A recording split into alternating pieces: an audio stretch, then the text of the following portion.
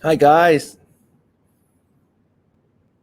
Hi guys. Welcome to the second online seminar by Chulalongkorn School of Integrated Innovations. In this second online seminar, it will be all about sustainable development, our lovely topics, right? Together with me, we have two great experts on this field. I will just briefly introduce them to you guys, but I will let them introduce themselves in detail to you later on. We have Dr. Faiz Cha, who is the director of Yunus Foundation, Thailand. Um, he'll be he, he will enter the topic of enterprise-led development (SDGs) as business opportunities. And the second guest speakers here we have Mr. David Galipu, the founding partners of SDGX, with the topic of how innovation fits into sustainable development. All right, we will start with Dr. Faiz first. Dr. Fayaz, if you're ready, you can take it away from here. Ready to go, Cap. Just have the first slide, please.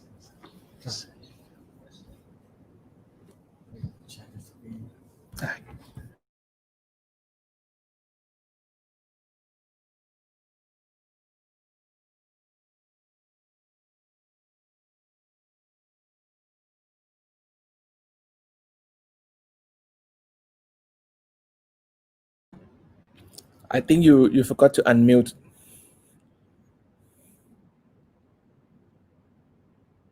Oh.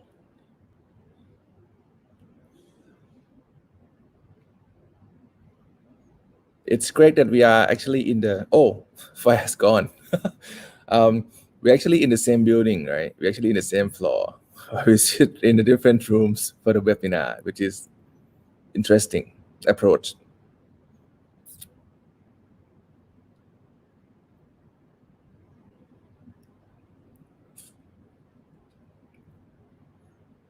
Okay. I think Fayaz has some technical difficulties. David, you up? Oh, he's back.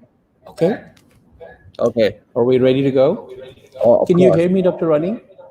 Perfectly. If you're ready, take it away. Okay, we are. Well, thank you for, it's my ignorance with some of this new technology, but I'm delighted to be here, and I'm glad that we're able to talk about something that's, very close to my own heart, but at the same time at the center of global discussions, at the center of a lot of innovation, and at the center of a lot of questions that people are asking about sustainable development, about human well-being in general. And it's punctuated by this whole COVID experience that we've had in the world.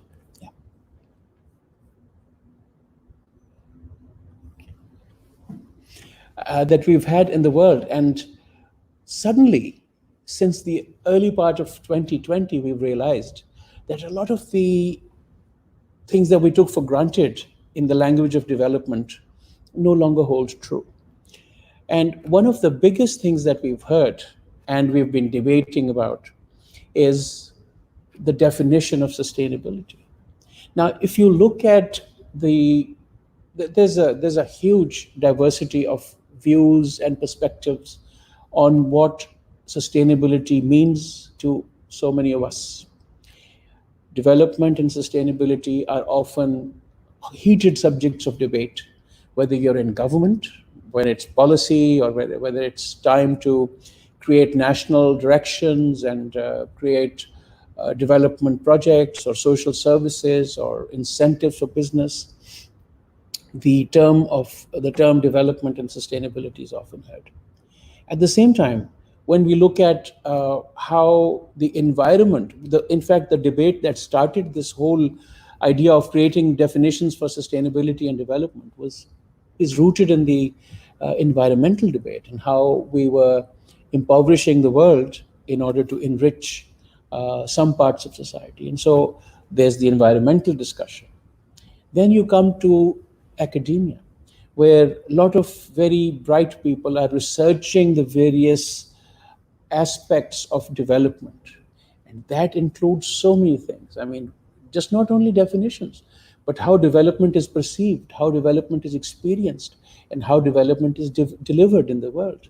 So we have aspects of it like traditionally we've had rural development, we've had gender and development, or all kinds of environmental impact related development discussions. We've had discussions about social equity, we've had discussions about human rights, we've had discussions about diversity and inclusion. All these are just the so many parameters or perspectives on development that we have been talking about in the field of research and academics. And then you come to the field, to the sector of business. And then we've had this huge discussion, at least over the last 25 years, about what is the responsibility of business to society. The whole debate about corporate social responsibility, the debate about impact investments, the debate about value driven businesses. And so, if you look at development, it has no one definition, it has no one perspective, it has no one discussion, which is where we get often the most interesting things. Now, for instance, the Brundtland Commission in '87, which is considered to be the sort of the defining phase, or the defining UN report that instituted uh, perhaps an institutional dialogue on development and sustainability, defines sustainable development or sustainability as the ability to use what we need now without compromising the needs of the future. Now, it's a very broad definition, and we find that it's a very generic definition and it works for everybody. But then you come to one more definition, and that is the definition which is the human centered definition of sustainability, which means that you treat people in a way that they are able to grow into better states of well being as progress. So, whether it is financial well being, or social well being, or physical or health well being, or communal well being, again, a very definition that is doesn't apply perhaps as generically as the Brundtland Commission one. So, if you look at this definition of well being and equity and equality and equal opportunity as a definition of sustainability and development, and if you look at it as coupled with what they call the people, planet, profit discussion, which is that you look after people in such a way that it doesn't compromise the world we live in, the earth that we live in, the planet that we live on. And at the same time, we create wealth in ways that benefits people without any exploitative or extractive influences overshadowing the profits. So the good old people, planet, profit debate, which we now call the triple bottom line, has often become the touchstone for development discussions, and therefore forms the basis of a number of descriptions of sustainability and development. Let's take this particular definition for a while. I find then that most of the people who talk about people, planet, and profits are assuming three very important aspects. One, that the development that we talk about, the sustainability that we talk about, the well being that we talk about is about people. First, because we are the primary denizens of this discussion, or this planet, is we think, and often we find that the discussion about people takes precedence. Whether it should or whether it should not is a different thing. Takes over discussions about other species, about other beings on the planet. But then the planet discussion kicks in and say, hey, wait a minute, you guys are not alone in the world. Yes, the human race is the dominant race in many things, but what about the planet? What about the so many 8,300 species that inhabit the world? What about the oceans? What about the forests? What about the so many different kinds of life that Earth supports? And by taking advantage, what human beings end up doing sometimes is compromising the ability of other species and other life forms to sustain themselves. And when that comes, we start discussing about, okay, we want well-being for the people and we want to save the world so that people can enjoy it, but this is going to cost a lot of money. It's going to need a lot of resources. It's going to need a lot of people coming together and coming up with solutions that actually create resource requirements. So that's where the profits debate come in. So you need to be able, in order to benefit people, so that they do not in any way compromise the ability of the planet to support them, you need to create wealth. Now, if you look at this definition of social development, we find that this is a very presumptuous kind of a definition. Because as we speak, barring a few countries which are relatively developed, which have strong social systems, which have good governance, which are wealthy in resource terms, are able to take this definition and run with it. But there are so many other communities where people are struggling for their own survival. And sometimes the planet becomes so much less important to them because their own personal survival is at stake. They are in bad governments, they are in refugee situations, they are in violent situations, and their primary thing is to simply survive. So, do you think these people are going to buy this definition of sustainability where their own survival is at stake, where the planet doesn't mean very much to them, and profits are something that nobody is worried about? At the same time, there are discussions where entire countries are ridden by debt, are are not able to survive in the world without incurring a lot of foreign debt. Do you think these countries are able to stand up in a world and have their voice heard because they are now subject to conditions and terms which they have no control over? Do they buy into this definition of people, planet, and profits? There are other instances where there is rampant degradation of earth resources. There is deforestation, there is open pit mining, there are all kinds of very invasive and exploitative mechanisms in the sea, in the water, on land, even in the air, that are compromising the earth's ability to sustain us. Now, the people who are engaged in this, do you think they're worried about this definition? So the whole idea, as young people who are going to be the leaders of tomorrow, as people who are going to redefine this world into a more humane, more equitable, and more sustainable place to live, this becomes a very fundamental discussion. So idea is, do we need a new discussion? Do we need a definition of sustainability? So one thing that we find that everybody seems to agree on, particularly around the post-COVID discussion, is that whatever definition we come to, the people, planet, profit is fine. But the fundamental definition that we have must include equity.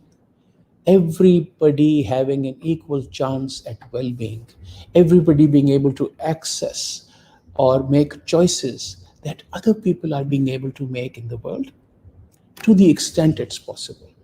And this brings us to what we think is perhaps the next big discussion and answer to a number of our things.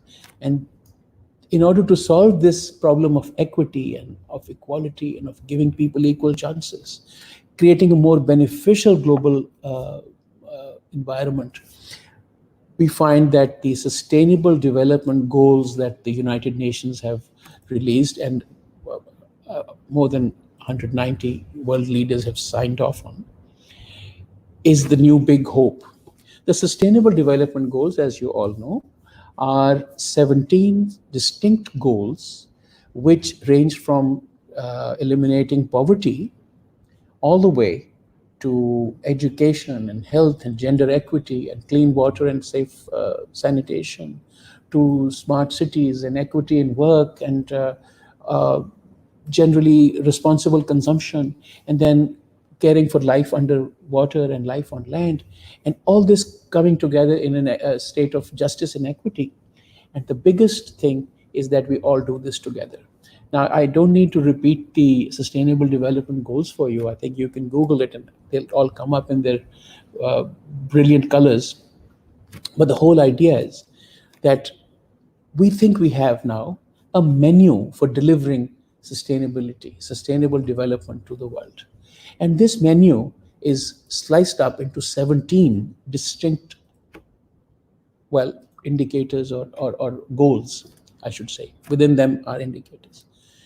But one thing that I often try to explain to young people who are fascinated by this idea that there is a menu for development. We actually have handles that we can grab and we can steer the world into being a better place. Absolutely right. But the thing is, these are not 17 separate goals. They're actually one big goal with 17 distinct handles.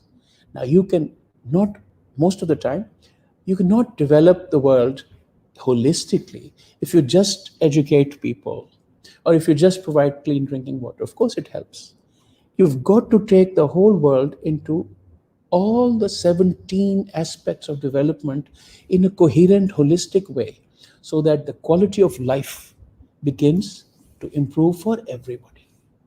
Now, that means that looking at the SDGs as a menu for development is also a new way of creating a new definition, or not a new, but a more perhaps practical definition of sustainable development. So, if you took the 17 goals and you bung them up into one large definition, you would actually have what the world needs to grow into a more equitable, happier place where people live with relative security, well fed, well taken care of, with less conflict, and with greater potential to grow together in what we are calling shared success. So, the whole thing about the Sustainable Development Goals as we know it is that it's providing a lot of people in different spheres from business, industry, government, academia, young people, old people, activists, politicians, everything with tangible descriptors on which they can structure their goals for a sustainable world. But then, are the Sustainable Development Goals in itself or within themselves going to solve our problems for us? Well, the question here is the problems can be solved, but then somebody's going to come up and say, well, we love the Sustainable Development Goals and we want to give education to people and we want to give them clean drinking water and we want to put them in cities which function and which are cities that sustain populations with best services and access to all kinds of social services. But who's going to pay for them? Well, the question then is asked, who resources social development? Who resources sustainable development? Where does the money come from? Who pays? Well, traditionally, and the assumption is that people pay their taxes and governments collect those taxes and they put that money into social services and they put their money into creating well-being for their citizens, and the world develops. But we've seen, at least in the past century or so, that this doesn't always work in the way we want it to work. Yes, governments collect money from taxes. Yes, governments allocate them to the welfare of their citizens, but not all citizens are able to benefit from that. But at the same time, there is a subtext of conflict in the world, sometimes violent conflict. There are wars going on, there's famines happening, there's extreme climatic events happening. And they throw this whole concept of a government taking taxes and converting that to social services quite tenuous. So what happens then? Well, when the government can't respond and their burdens increase and the taxes can't keep up with them, what happens? Well, people with good intent step in. Charity becomes the next stop.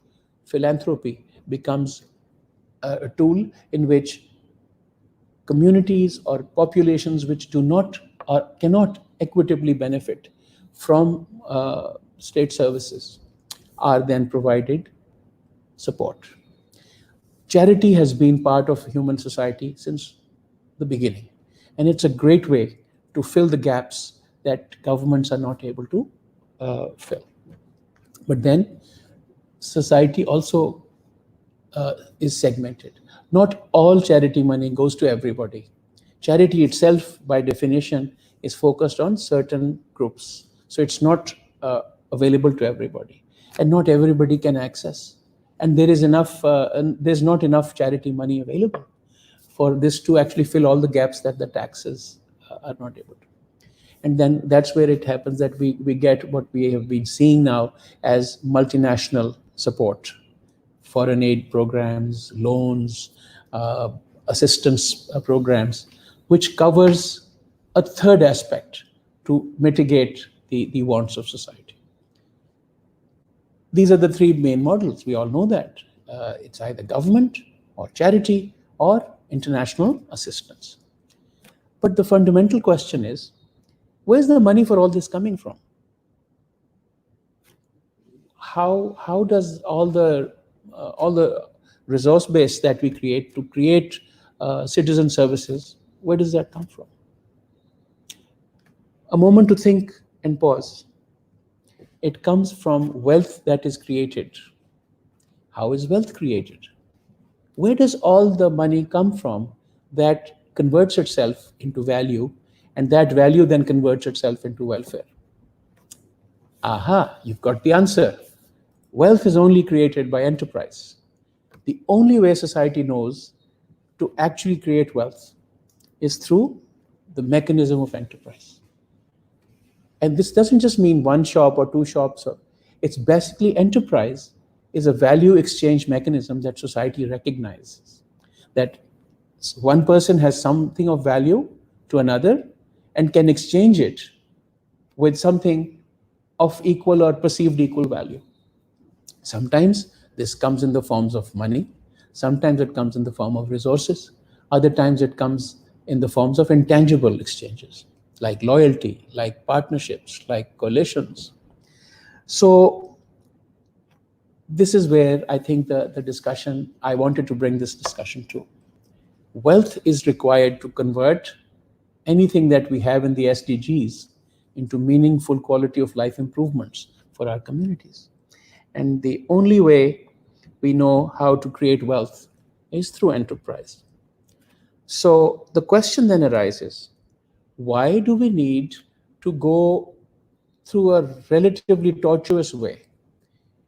Somebody does business, they pay taxes, then the government takes the taxes and put the money into use, or somebody gets very rich and they want to give back to society and they pull that money towards social impacts or social benefits. Or when most of these things don't seem to work in a place, other people, other countries, other allies come in and try to help out with transnational aid. The fact remains that the money is only coming from one enterprise engine.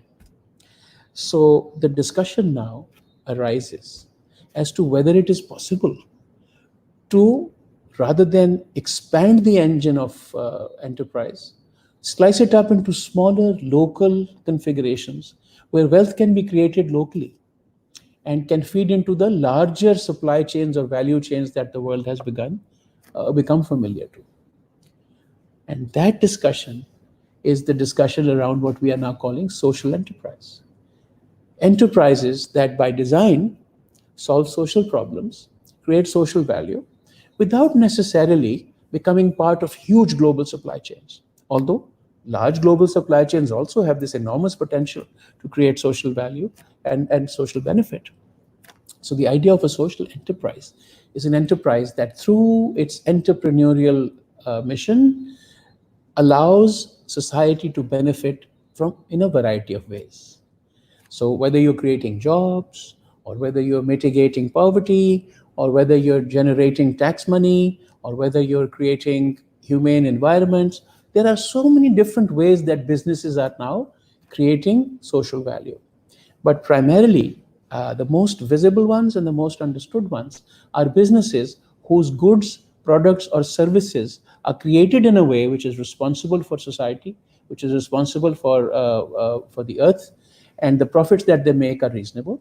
And then when the products, goods, or services are actually sold to the marketplace, they are not injurious, they are not discriminatory, and they're able to solve a social problem. Now, this is where I'd actually wanted to link this idea, because a lot of people ask us, how can the market actually bring social well-being? And I keep reminding my friends that actually it's the market that is the engine behind any social well-being dreams that we have. This exchange of value is what drives this whole idea of social well-being. So these are not different concepts. These are not new things. In fact, the original business was actually a social business. The way we started business by transacting or trading across communities or people was this idea of value exchange. And historically, the oldest businesses that exist before the corporates came, before the big nameless, faceless value chains arrived, we were actually conducting business, which was actually social business. And then, of course, it permutated into other forms, and then it was create other mechanisms, other legislations, other regulatory systems, other incorporation systems made businesses more vibrant, of course, more widespread, richer. But then it also created a difference between the local small social business and the large multinational business.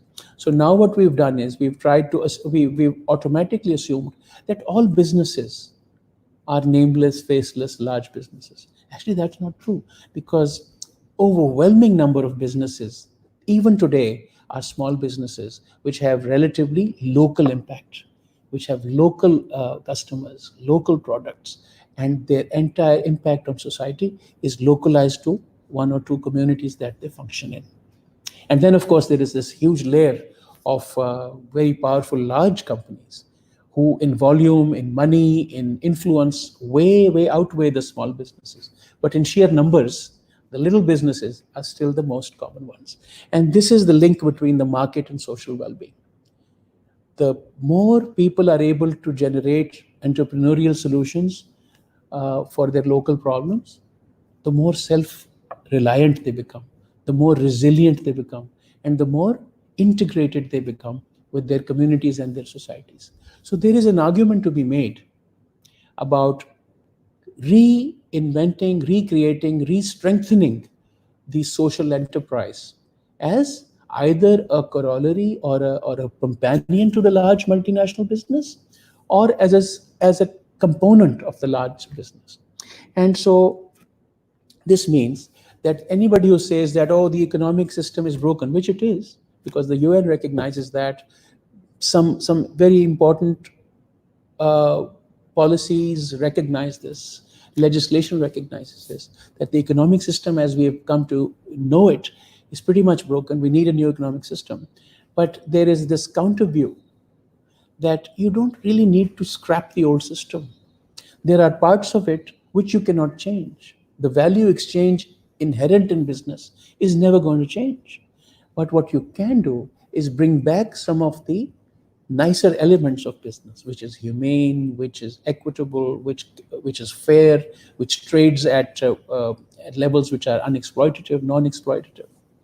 And so that business, the social business, is now being considered as compatible and part of the larger economic model.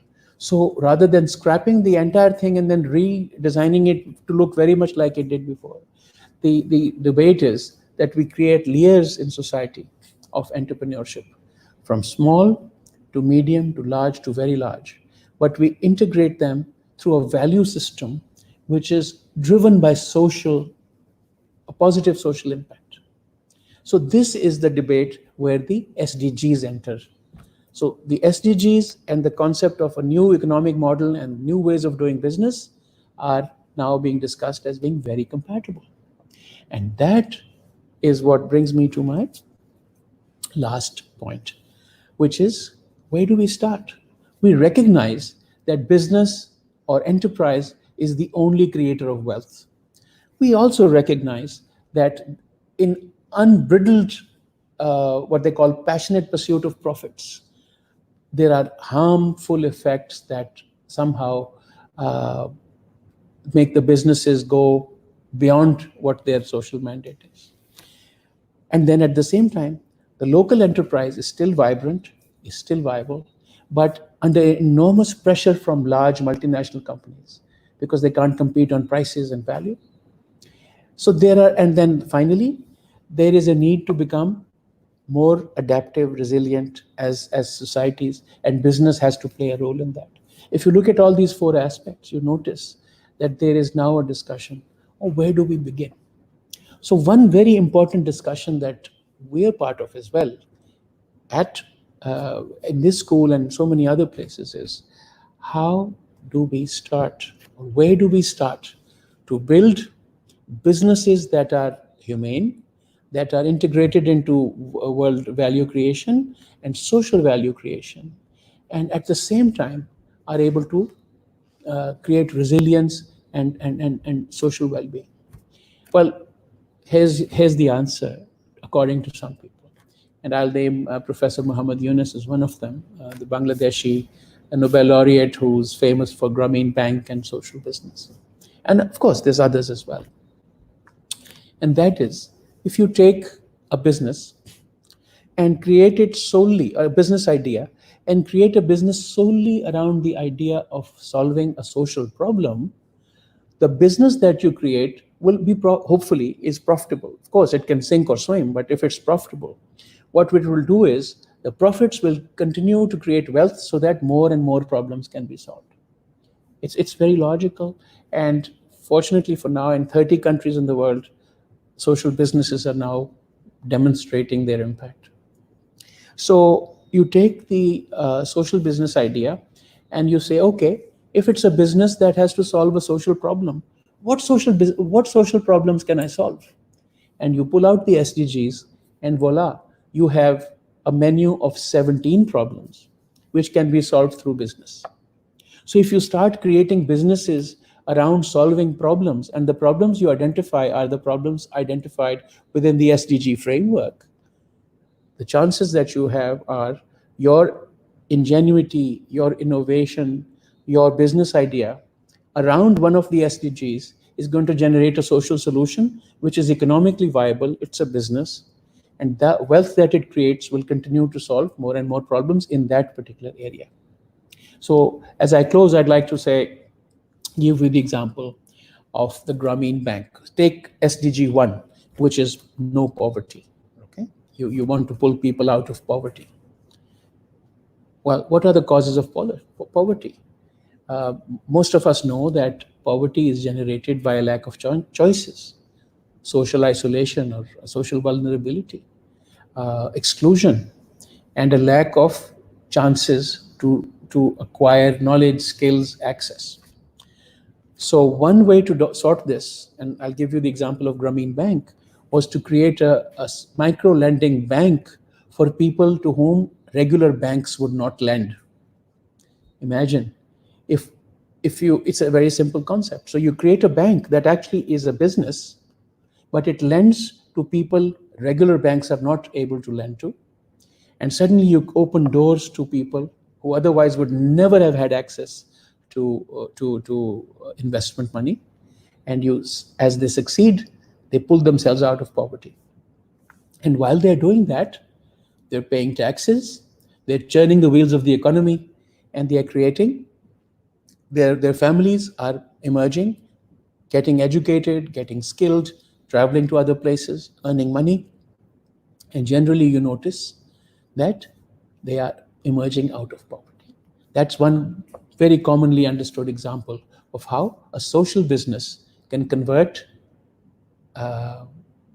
challenge to success. So there are others examples. You're probably already familiar with education social businesses. Lots of schools run by faith-based organizations, universities, training programs are, as we speak, very successfully taking youth and training them or teaching them or pushing them to acquire qualifications which enhances their ability and their status to move upwards in society for greater well-being.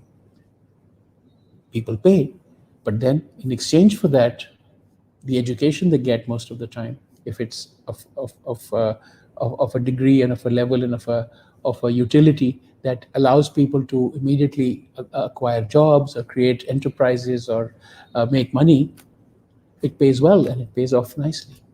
Likewise, there are social services that are like health and sanitation services and infrastructure. All these are businesses. So I'm not saying you create business only to create small enterprises or give micro loans or just for the poor people. All businesses that solve one of the SDGs, whether it's infrastructure, whether it's water management, whether it's city services, so many businesses as we speak are already successful and they are solving social problems. And as they are solving social problems, they are supporting taxation, they are supporting governments, they are supporting policy that feeds into these development initiatives. So I just wanted to leave you with this thought that SDGs, the market, the business idea or enterprise, they are not denizens of separate or disparate worlds.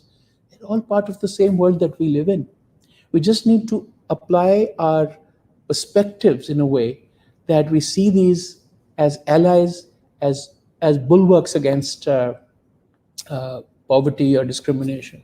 So let's consider, as we move into perhaps a post-COVID world where mobility is restricted, travel is not possible, everybody has to by force, literally, consider their lives in local environments and local contexts.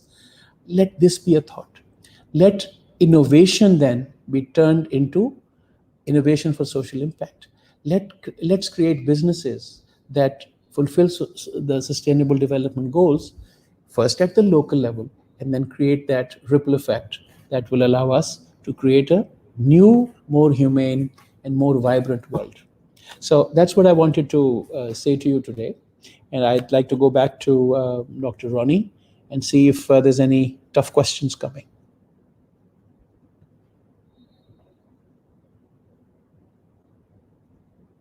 What?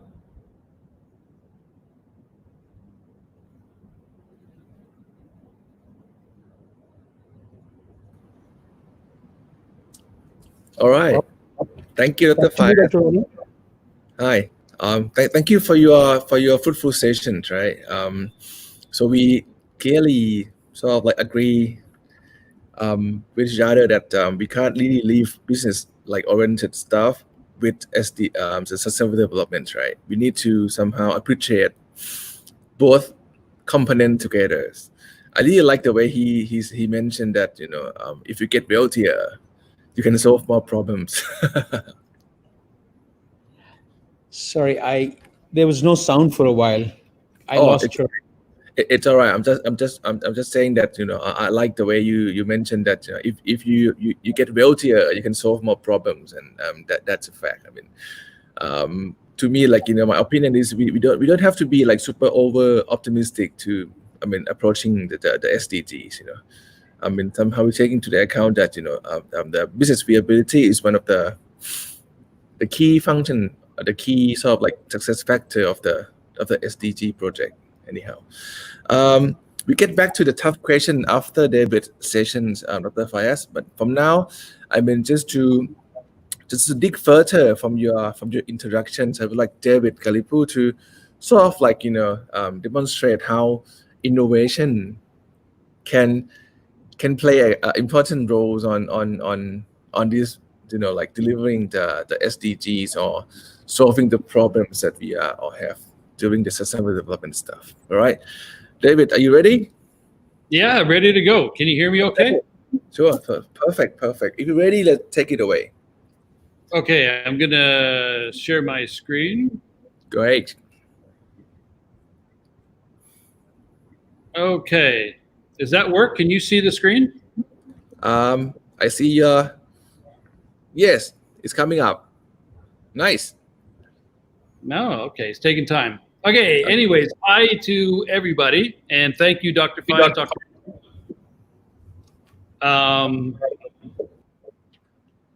Is there an echo? Can you hear me okay? Okay, everything's good. I can see from the other side. Okay, so anyways, thanks to both. And to really pick up on what Dr. Fives was really talking about when you talk about now on business modeling, innovation, and how these have a real impact on sustainability. So what I'm going to do is I'm going to walk through sort of sustainability-oriented innovation and some of the new technologies that are coming down the pipeline. But what I want you to do, everyone who's participating at the moment, I really want you to think about whether you're a student, whether you're faculty, whether you are an investor, an entrepreneur, a founder, or working for a large corporation or a small business. I want you to think about the opportunities that innovation has to create a much more sustainable lifestyle, a much more sustainable world, and where we're going forward with. So think about that as we walk through, but let's step back a little bit. Let's talk about innovation in any case. We see a lot of hype now with innovation. Innovation, it's in the news, it's all over the place. Everybody's forced to be innovative. And what does that really mean? Well, when we go back in history and we look at this, the concept of invention, doing different things versus innovation, doing things differently, we start to look back and see where it really starts to come up. And this is sort of the literary review, academic research and journal papers going back to the 1800s. So clearly you see that in invention and innovation, they're not new. This has been going on since the dawn of man, really. It's been going around for centuries. People have been innovative, either because they've had to be innovative or because of new technologies or new methods or new knowledge, they become more innovative. They start to come up with new ideas of doing things. And so we see this relationship between invention and innovation over the last 150 years, but we see this crossover now around the 70s and 80s. We see this crossover from innovation really starting to beat across of invention. So when we look at innovation being new, no, it's not new at all. But the fastest groups of innovators are really graduates and seniors. So when there's transition points, so graduates who are learning in school, they have a whole bunch of knowledge, we see that they now are becoming major innovators. We see this in the startup scene, the enterprise scene, a lot of the entrepreneurs, we see a lot of this happening, but we also see it in seniors, 50 plus. A lot of ladies and men who have gained a lot of experience and who are either retiring or looking for something new or learning how this transition between the digital transformation that's happening right now, they themselves are becoming large groups of innovators moving forward. But why is it so big now? So if you look at the time around the 1970s, 1980s, the big difference really was the internet. The dot-coms really was the start of the internet. And what the internet really did, besides disrupt a whole bunch of industries, was it created a platform for massive sharing of knowledge, experiences, and innovation and information. And this massive sharing, the low cost of sharing knowledge, sharing ideas, of collaborating and mixing ideas created a big boom in innovation. And this was really sort of the dot-com era where the internet was really starting to become commercialized. So this big shift, it was really around new partnership architectures as well. So we see now the global development sector, United Nations, NGOs, really are starting to work a lot closer with private sector. So we see a lot of this. Part of this is because of the SDGs, the UN Sustainable Development Goals, being targeted towards private sector, but it's also the realization of private sector starting to understand that nature, the world in itself, their businesses and services have to become a lot more environmentally friendly, a lot more socially friendly. So now we see this shift, not only in knowledge and experience, but also in partnerships. And partnerships are now creating these new types of models. And the true value of that, of global interconnectivity, is really this recombination of thoughts and ideas. Different thoughts and ideas being mixed together. And what that really comes up with is innovation. new ways of doing things. And the end result, we see now sort of these hybrid sort of projects using the best of both worlds. So we see private sector really understanding what impact is, social impact, environmental impact, governance impact, and really starting to apply it to the products and services. But we also see NGOs, the United Nations, and the development sector starting to use business models to sustain their funding, because you can't live off grants alone. So they're looking at now adopting business models into their regular development projects. So we're getting this combination now, this mixing of these two worlds. And this now becomes very interesting, especially if you're graduates or if you're undergrads or graduate students, really looking to position yourself in the labor force of the future. And just to give a bit of insight where we're going now, you see now the reverse starting to happen, where the concept of invention, doing different things, doing new things, will now go back over. And this is mainly because a lot of the new technologies that are coming. The crossover happened in the 70s and 80s with the internet. The internet was a brand new technology, but how it was adapted and how it was used. So now we're going back into this phase of how are we going to use, when we look at technologies like artificial intelligence, robotics, IoT, 5G, biotechnology, nanotechnology, all these new types of technologies. And we'll talk a little bit about that later. So let's look at what is this concept of sustainability-oriented innovation. So you listen to Dr. Faiz really looking at the definitions of sustainability, how broad and how narrow that can be.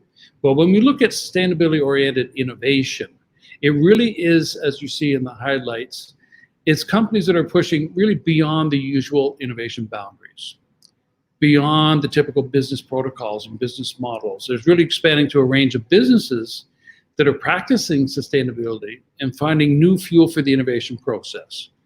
And at the organization level, you'll find that sustainable innovation is more disruptive, is fueled by better rationale, so it's more holistic sort of rationale, not only profit motivated, but it's also looking at socially, environmentally motivation as well. And because it does include different stakeholders, it's more collaborative. So you actually bring more stakeholders in. So when you look at the line going from sustainability relevant innovation, moving across to sustainability informed innovation, and then over to sustainability driven innovation. And you can see up the top, one is really producing the side effect. So it's innovation, but it does have a side effect. It does have perhaps humanitarian purposes of the products and the services. But also when you bring it up to informed innovation, you're actually thinking about this ahead of time. So sustainability becomes one of the inputs in your design process. And then obviously when you're looking at pure sustainability-driven innovation, sustainability is your core purpose. It's exactly what you're trying to do. So this is how this sort of mixes together. So if you dig a little bit deeper, when you look on the graph on the side, really between SRI, SII, and SDI, you look at the implications of where the impact is around sustainability relevant innovation. So a bit of a side effect. You are looking at technology innovation, organizational innovation, institutional innovation, and it is creating sort of a byproduct of impact. And we see this through a lot of different examples. When you look at sustainability informed, it really is focusing on technology and organizations. So they're looking at sustainability as a variable in their design process. So that means that sustainability becomes part of the organizational process, is part of the language, part of the narrative within an organization. But it also, again, it is looking at a lot of the newer technologies and how do we adapt these new technologies to sort of tweak them in a manner that produces positive impact.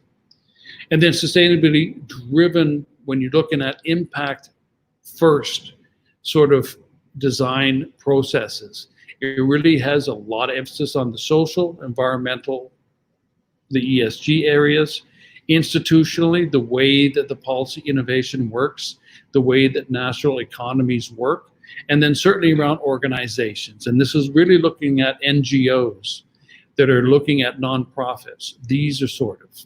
And you see on the side, you see a couple of examples. Zipcar was really an interesting model that really was looking on SRI. It really had a model on the way they want to use, do car sharing and how that's going to work. But really, the side effect was nothing short of industry shaking. It really disrupted the whole industry.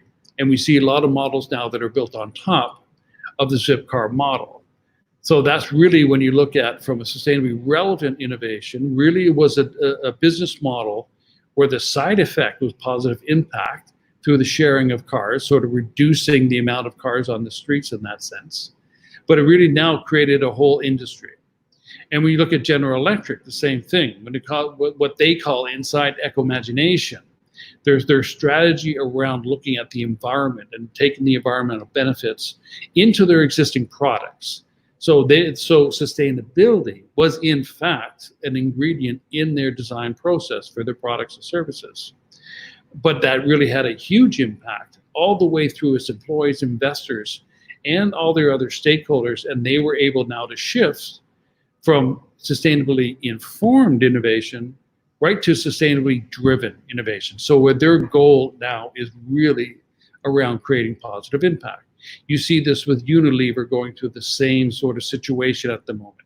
Some of the oil companies are predicted to go through the same sort of situation at the moment, where they're not only just thinking about it, sustainability is now becoming a main focus of their business model. And the innovation that is required to shift their business model towards sustainability is now becoming very central. So you see how innovation and business and the concept of sustainability are all sort of connected. Now, Dr. Fives was talking about the Sustainable Development Goals, and you see them here in front of you. There are 17 goals. It works as a framework from SDG 1 with no poverty, no hunger, SDG 2, all the way around to full partnerships, really around new types of partnerships at SDG 17. And this was created 5 years ago by the United Nations, signed on by 193 different governments, really as a framework to try to make the world a better place. It was designed for the global development sector and for governments, but very quickly we see that the private sector sort of latched on to the SDGs, and they tried to, and are now trying to integrate sustainability through the 17 goals into their business models and focusing. But what we want to show here is really around where the effort is. You see in the legend up above, facilities is really around creating the knowledge and creating the innovation, creating the new apps and new products and services that are feeding and supporting each of these goals. And then the dotted orange line is the amount of financial contribution that is being pushed towards it. And you start to see now the difference, and these are where the gaps come in. There's in SDG 1, no poverty, a lot of effort and a lot of great ideas and new economic models, behavioral economic models, and business models are really pushing towards no poverty. The financing hasn't quite caught up with it. You see the same thing with zero hunger in SDG 2, where you really start to see the gaps when you look at SDG 4, the quality of education. When you look at SDG 14, life below water, ocean-based economies. SDG 15, agricultural tech, food security, food supplies. And SDG 16, around peace, justice, strong institutions, rule of law. We're starting to see a lot of gaps within the 7 SDGs, but the gaps then represent opportunities. And this is where we see now a lot of the funding changes moving into. SDG 5 with gender equality, a lot of information, a lot of initiatives and projects are pushed in that direction, and the amount of financing behind it is starting very well to pick up. We see it in climate action on SDG 13. On your left-hand side, climate now being a large part of the story, a large part of the narrative, and we see a lot of effort going into that areas. And interestingly enough, when you look at SDG 11, sustainable cities and communities, really around climate resilient infrastructure and smart cities, urban areas. We see that there's a fair amount of work put in there, but a lot of money now has been pushed into that area.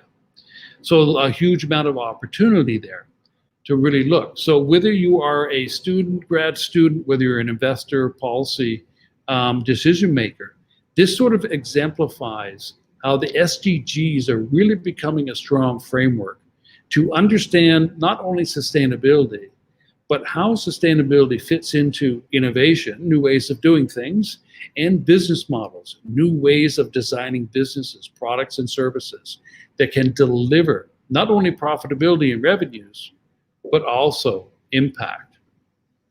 And this sort of filters out when we look as well from the business model into financing models too.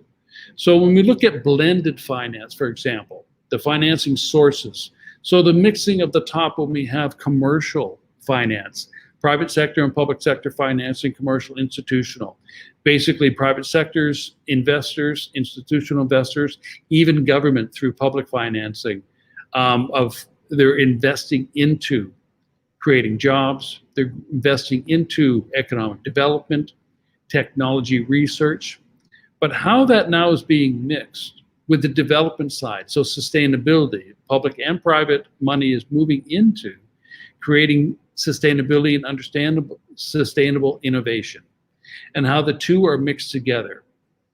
And basically this concept of sustainable capitalism, you've seen it in the newspapers, it's starting to come out. It will be in the World Economic Forum in 2021. Sustainable capitalism would be one of the key topics that they will be discussing in January, coming January. And to be one of the areas, but we see large organizations, institutional organizations, but we also see economists and a lot of the large schools of economics really starting to try to understand what is the difference between our current state of capitalism and where is sustainability? How does it actually fit in? So again, from the top, we do have innovation, we have new ways of doing things, but now we're slowly understanding how the framework is. Now, how do we point those sustainable innovations? Which areas do we do sustainable innovation in? We see it from the business model side, how business models are now starting to include sustainability into their innovation models, into their innovation processes. And now also how you finance, how do you look at financing sort of sustainable innovation going forward? So you see all the different sectors are starting to come together. And just as an example, when we look at a technology model, very relevant right now, COVID-19, the pandemic that has hit the world rather surprisingly. And all of a sudden the world was caught short. Hospitals were caught short of materials, protective materials, and equipment. Governments were caught short because they didn't know how to handle and what policies they should really bring forward in a certain situation. Businesses were caught short. They didn't know, with all of a sudden everybody working from home, how do they manage teams from home? How do they make sure that their bread and butter business remains? Logistics. I mean, with the airlines cutting back, with all the different ports and airports, how do you keep your logistics flowing? How do you get your material from point A to point B? Academics as well, students learning from home, online. How are the universities now shifting everything on? So what we've seen really from the COVID-19, the pandemic, is really the acceleration of digital transformation. We've seen now digital transformation being forced onto governments, being forced onto businesses, being forced onto academic institutions. And what has really come out of it is the innovation. So this is sort of a social-oriented innovation, really to come in and fill the gaps. And as a very small example, what was created in Facebook, I believe this is in March, and it was really targeted around medical supplies because all of a sudden there was a lack of ventilators. There was a lack of all the parts of the ventilators put together. So this Facebook was very randomly put up, but what it created was not only a collaboration of people around the world, and you can see here basically trying to redesign things with a pencil and a pen on how they can bring this together, all the way to processes, how the processes now can be shifted and turned around. So process innovation was really starting to become important around making sure that the materials and they were handling the amount of patients coming into hospitals, all the way up to very advanced GCI diagrams on how do you create new different parts of these ventilators that were being shared publicly. And these are some of the parts that were really being printed. So 3D printables.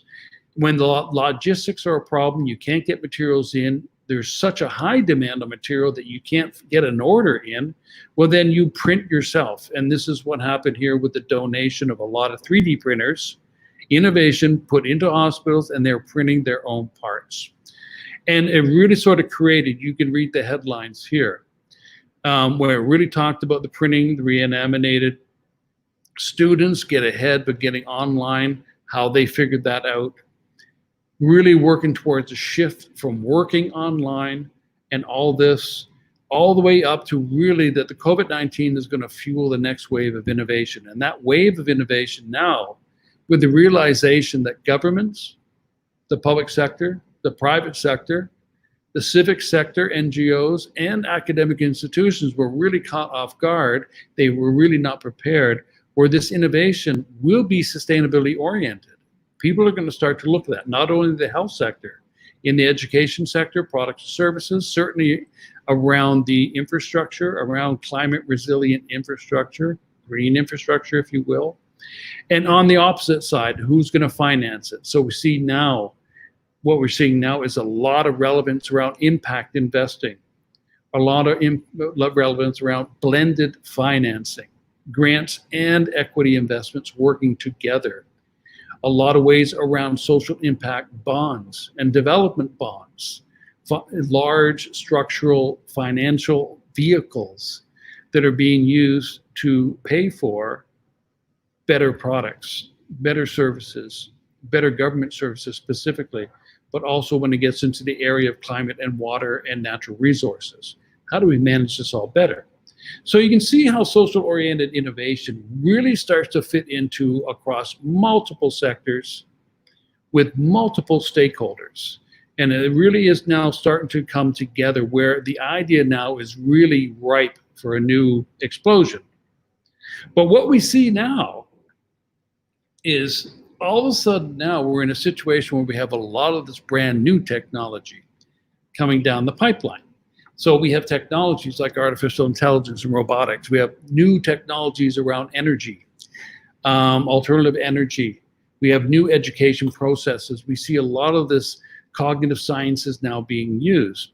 But what does this now mean? And I think this is now when you want to look at being a student or being faculty in an academic institution or an investor or a policymaker, this now becomes very and increasingly relevant to sustainability-oriented innovation. So let me walk through some of the technologies, just as a bit of a quick guide. So when you look at the situation that we're in right now, basically the first person to live to 150 years of age is already born.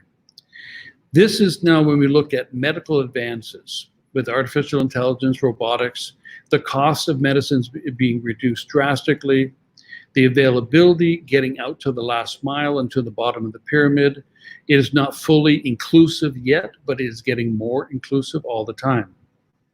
We're also seeing big aging bubbles happening at the same time. The 65-year-old plus old population is going to double by 2030 globally. And doubling will be more in the developed world than it will be in less developed world. That means that in the developing world, they're going to get into these aging bubbles, while the least developed worlds are going to get into youth bubbles. We're starting to see this now, where a lot of the youth bubbles are starting to come up. But what this is going to create in the future, which is really interesting, I think, for students, is really this multi-generational employee pool. Back in the traditional times, as people retire, that opens up a lot of space for new hires to come in and get jobs. But if people are living longer and they're not retiring, what jobs are going to be created for these young people coming in?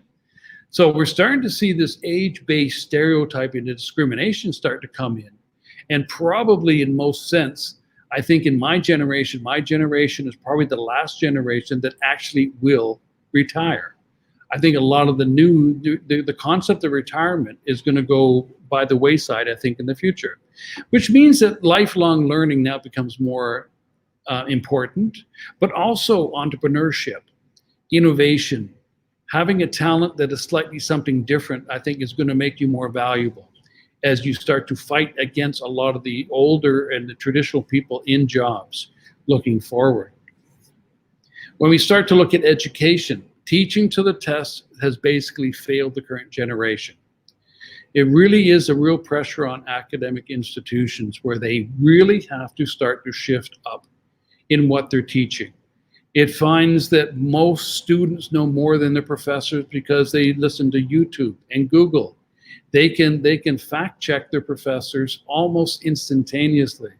A lot of pressure on faculty now to raise their standards and really learn about a lot of things. And we've seen this a lot with now this transition of moving online. How many schools are really picking up quickly and how many schools are really having a difficult time in doing that.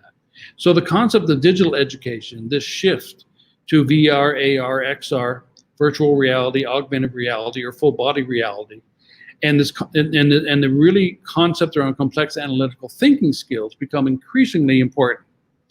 It's not that important to have a strong memorization and standardization to the tests. It really is around having that knowledge to understand your flexibility and how you apply that knowledge, which really comes around innovation.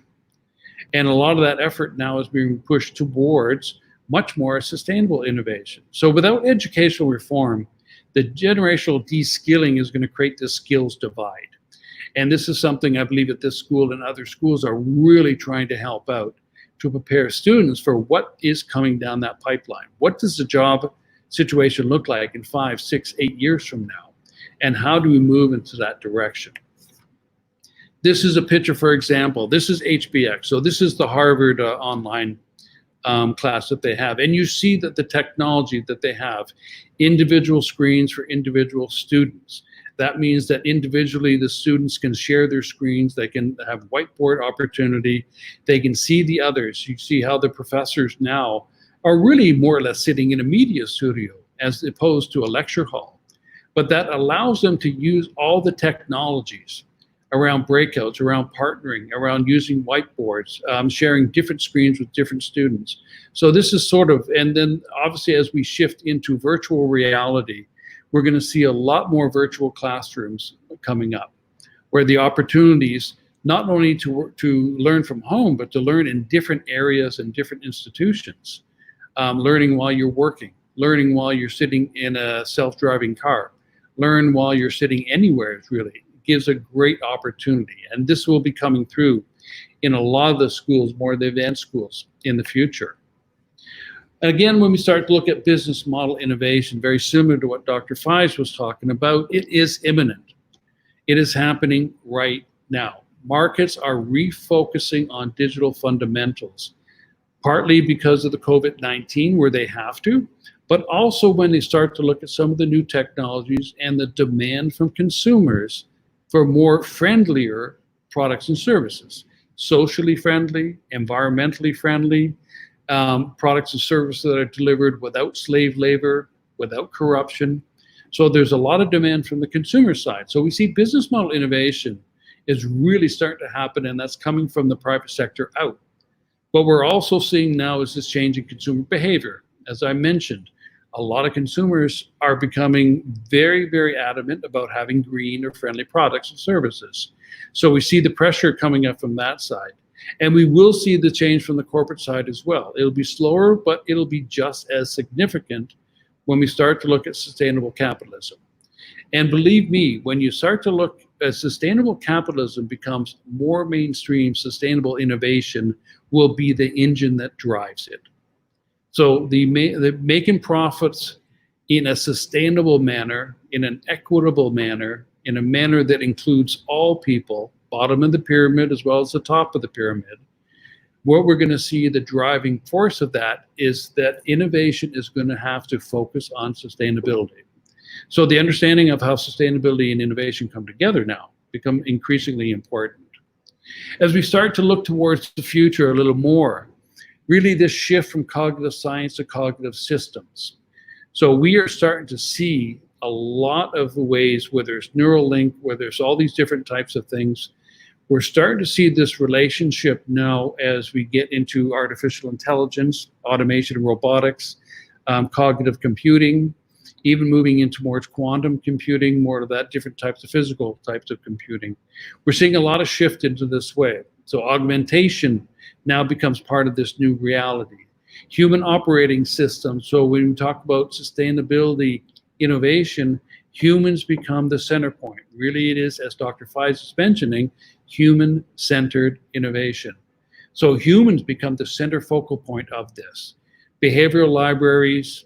So when we start to look at data, big data now is moving towards behaviorals. The analytical tools on big data are getting so advanced that they're actually now looking at behavioral, predictable behavior. So Facebook and all the rest of them, Google, Amazon, Baidu, Tencent, they're all moving into this direction.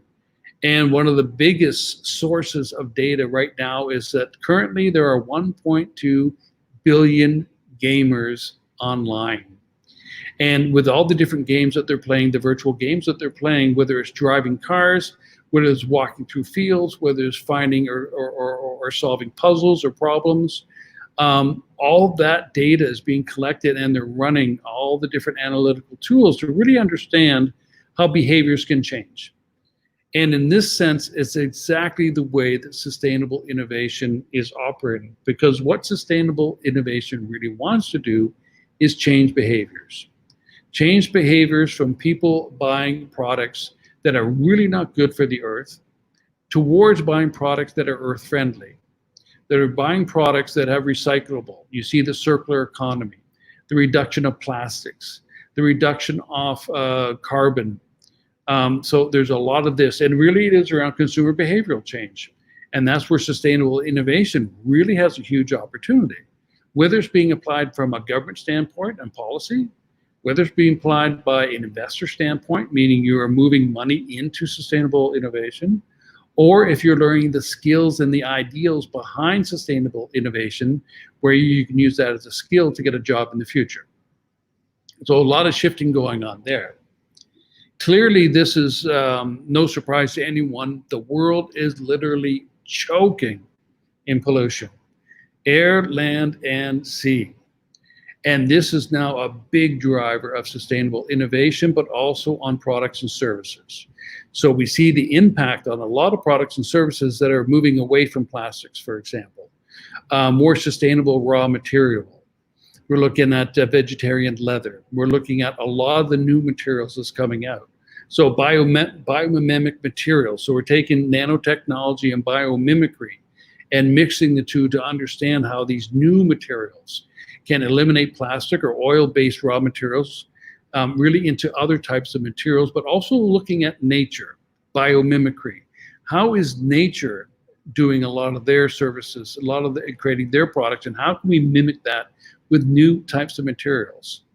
And then when you look at one of the outlying drivers of this, ocean and space-based economies are predicted to be larger than land-based economies by 2045.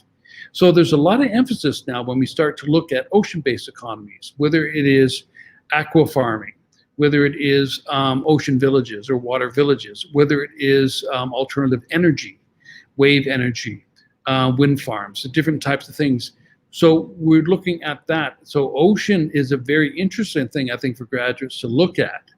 And also space-based economies, when they're doing manufacturing in zero gravity, they're testing a lot of that right now in the space stations. Pharmaceutical industries and other industries are really looking at space-based economies. And what does that exactly mean now? So these are very interesting ways when we look at sustainable innovation. We've learned from what we've done on land, that hopefully that when we start to build the ocean-based economies, that we do it in a much more sustainable fashion. Same thing with the space-based economies, that we do it in a much more sustainable fashion. And what the driver of that is sustainability-oriented innovation. And then obviously when you look at automation, food security, agrotech, a lot of these different areas. So the Industrial Revolution 4.0, as they call it. So when we look at automation, robotics, and a lot of things, what it does, it allows industries to leapfrog over mechanization. And mechanization, when you look at the way that factories are built in the old days, in the traditional manner, created a lot of pollution. There's a lot of inefficiencies that were really brought into this. But what do we do now? How do we now look at when we bring automation in, robotics, for example, when we bring robotics in and they start to eliminate jobs? Now, what is that? So on one side, we are creating sustainability. We're bringing robotics in to be a lot more efficient around energy use, a lot more efficient around waste and product usage. But now we're also eliminating jobs at the same time. So sustainability and innovation, you have to look at both sides of this coin and how the two are related. So all the jobs have the potential to be automated, and that's true. Most jobs have the potential to be automated. 60% of current job descriptions will be eliminated. But again, that happened during the internet.com. But very quickly, as we started to eliminate jobs, new jobs were created. But when we look forward now, when we have an aging population, that means people are living longer, but they're also working longer. Well, we see a lot of the movement that's happening. By 2040, 65% of the working population are going to be the informal or the gig economy, which means that innovation, not only in products and services, but in the way that you manage your skills, becomes increasingly important. So you will have to be successful in the future, innovative over the longer period of time. So this concept of innovation now becomes a bit of the life-forming habit. It's this way you learn, and it's the way you apply what you've learned. And keeping sustainability into that concept obviously will then create the better world as we go further. Urban design is being influenced a lot by sustainable-oriented innovation when we look at climate change and innovation ecosystems, but also polycentric infrastructures. And what we're starting to see now, as opposed to before the pandemic, we saw a lot of rush towards urbanization. But as jobs become virtual, as learning becomes virtual, what we're going to see now is a bit of a push towards ruralization, which just means that in second and third tier cities, a lot of emphasis is going to be built on the infrastructure to create these smart cities at the third and tier cities. So in Thailand, for example, that would be in Chiang Mai, for example, or in Ubon Ratchathani, or in different areas outside of Bangkok. So we can see now this ruralization now is going to create a whole bunch of impact on logistics, supply chains, on the way that products and services are designed and delivered. So what we'll also see is the hunt for talent. And this is something that cannot be understated. The hunt for talent is on. When we start to look at social innovation, social entrepreneurship, when we start to look at all these new types of skills and understanding, because innovation is not necessarily an engineering or technical skill. You have to understand humanities. You have to understand behaviors. You have to understand people. So that's ethnology, anthropology, sociology. This really now becomes part of that innovation cycle. And the hunt for that talent is on. That's the attractiveness of programs like this, for example, or attractiveness for having the ability to learn across faculties, where you can be in the engineering faculty, but also understand what are the social impacts or the environmental impacts of some of the engineering models. So this now becomes increasingly important. And then one of the last slides, energy. We're seeing this transition now in energy. And the last line there is probably the most, renewable energy is becoming the cheapest form of power out there. But the problem is now, how do we scale that out, and how do we get cheap energy out to the last mile? How do we get cheap energy out to all countries, not only those countries that can afford to put it in? How do we get cheap energy out?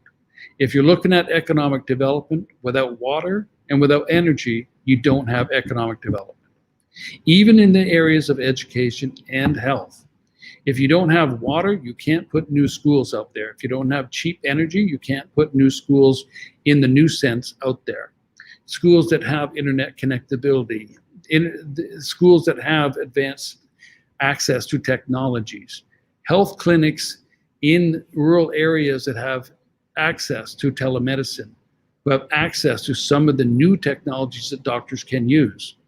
So in this now, you can see again how this is multi-sectorial and have to understand multiple different areas to really look at sustainable innovation as we go forward.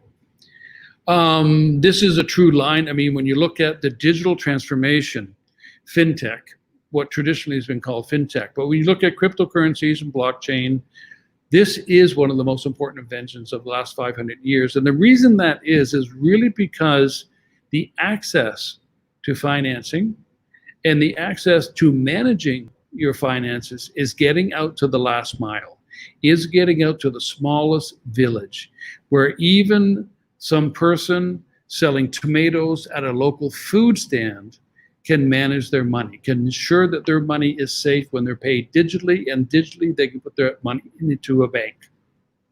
This is one of the main transitions that we find.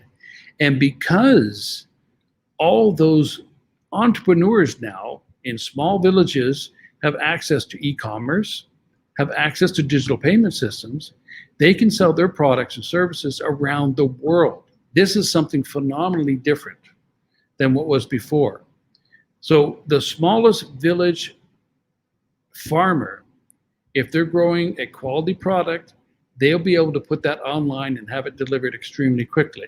And we're finding this now with the food services. I mean, the food services here in Bangkok, for example, a lot of people would order from Bangkok restaurants, but now you can order actually from farmers, different types of fruits and vegetables from farmers in all over the country, and it gets delivered overnight. So there's a lot of transition, and this is just opening opportunities to everyone. It's much more inclusive. So when we talk about sustainable innovation, it is much more inclusive and does get out to the last mile. It's not only innovation for those that can afford the innovation. It is innovation for all in that sense. And getting into the last 2 slides now, really when we start now, when we start to look at sustainability innovation, governments have to play their role. Policy innovation, cross-sector partnerships are key to the digital transformation, but they're key to sustainability innovation, where the governments are funding research at the research institutions, they are funding education institutions. They really now have to start to look at how do we look at social impact, environmental impact, governance impact, how do we bring this into the way that we educate our kids, the way that we run businesses, and how is that incentivized through policy. Poor economic outlook caused by radical visible changes in citizen trust in the public sector. So we see this now as a result of COVID. Thailand did very well when it looked to how it handling. It had a lot of experience and it happened very quickly.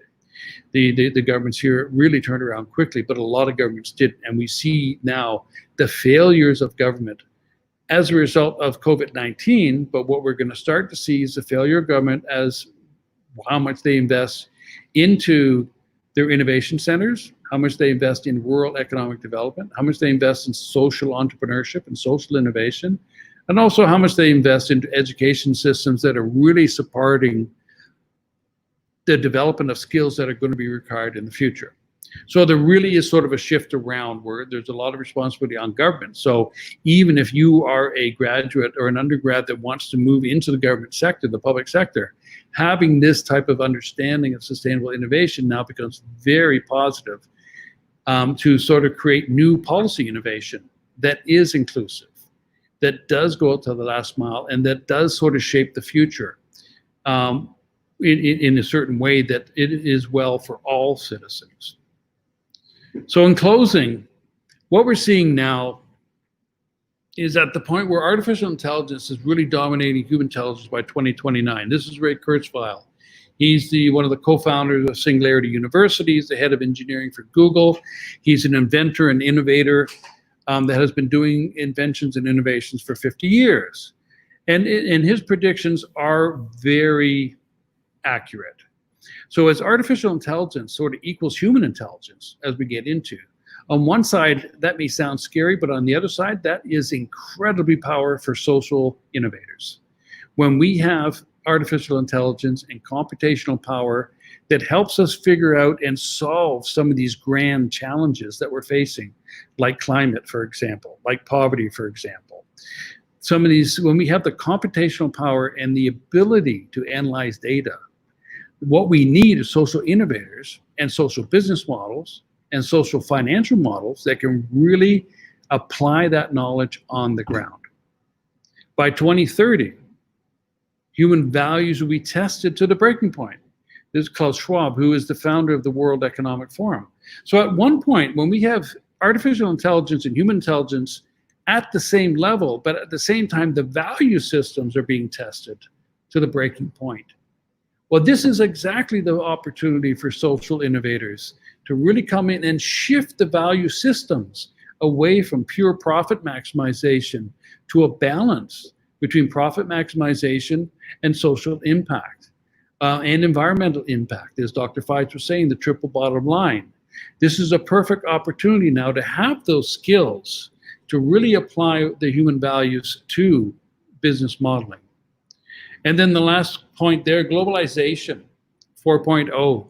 That'll be one of the major themes also at the World Economic Forum, but also one of the major themes at the United Nations, is really shifting the world around where traditional systems are simply unable to respond. We see this now with the COVID, how that has impacted medical systems, political systems, economic systems in a manner that the economic systems are simply struggling to keep ahead. Medical systems are simply struggling to maintain. Political systems are lost of what policies and what decisions they need to make. So this is really a system where innovation, that means shifting from traditional models to new models, whether it's slightly tweaking or brand new invention.